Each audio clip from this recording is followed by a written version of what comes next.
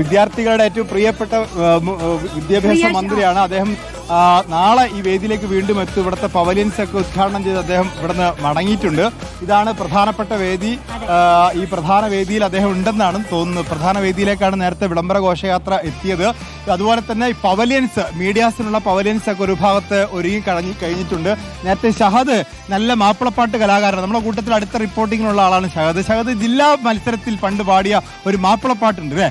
അതൊന്ന് പാടി. അല്ല, അതിനു മുമ്പേ രഞ്ജിത്ത്, ഇപ്പൊ നമ്മൾ നിൽക്കുന്ന വേദി ഒന്നിലാണ്. ഈ വേദിയിലാണ് നാളെ ഏറ്റവും കളർഫുൾ ആയിട്ടുള്ള, അതായത് കലോത്സവത്തിലെ ഏറ്റവും കളർഫുൾ ആയിട്ടുള്ള ഐറ്റം നടക്കാൻ പോകുന്നത് സംഘനൃത്തം. ഓരോരുത്തർക്കും നടക്കുന്നുണ്ട്.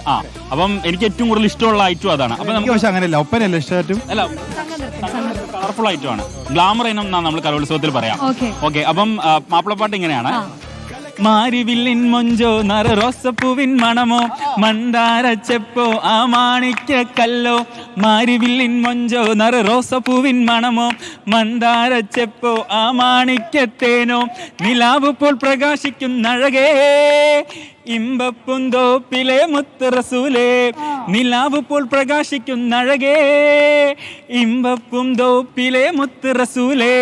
മുല്ലമണം പോലെ പൂമുഖം ചൂടും പത്തര മാറ്റും മൊഞ്ച്. മുത്ത് റസൂലിൻ പൂമുഖം കാണാൻ ആരും കൊതിച്ചിടും മൊഞ്ച്. മുല്ലമണം പോലെ പൂമുഖം ചൂടും പത്തര മാറ്റും മൊഞ്ച്. മുത്ത് റസൂലിൻ പൂമുഖം കാണാൻ ആരും കൊതിച്ചിടും മൊഞ്ച്. മൊഞ്ച് മാരിവില്ലിൻ മൊഞ്ച് നറ റോസപ്പൂവിൻ മണമോ മന്ദാരച്ചെപ്പോ ആ മാണിക്യത്തേനോ. അങ്ങനെ പോകും. അടിപൊളി. അപ്പൊ